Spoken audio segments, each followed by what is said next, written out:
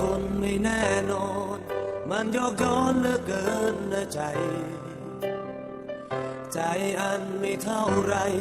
จะไปทางไหนก็มีแต่เรื่องราวแต่ใจฉันสับสนวกวนเพราะคิดถึงเธอมันพร่ำเพ้อถึงเธอทุกคำชา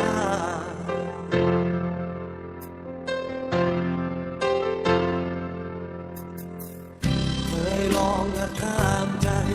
ทนไม่ไหวทำไมไม่รู้ทุกวันใจคนไม่เหมือนกันเธอคิดถึงฉันบ้างไหมเราคนดีจากกันไปแสนไกลมันก็นานหลายปีไม่ลืมเธอสักทีไม่รู้ทำไม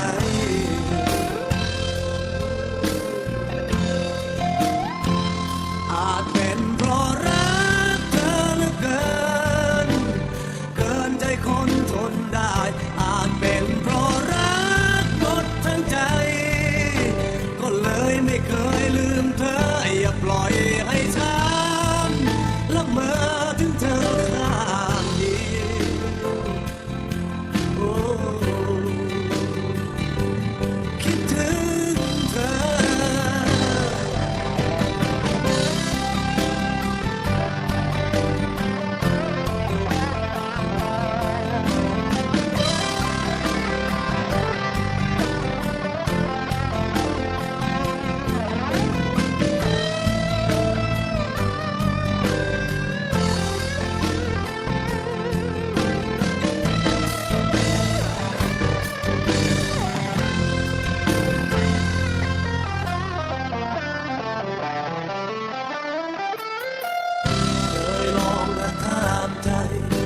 ไม่ไหวทำไม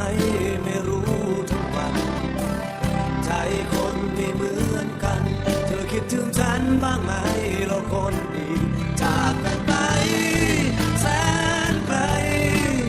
มันก็นานหลายปีไม่ลืมเธอสักทีไม่รู้ทำไม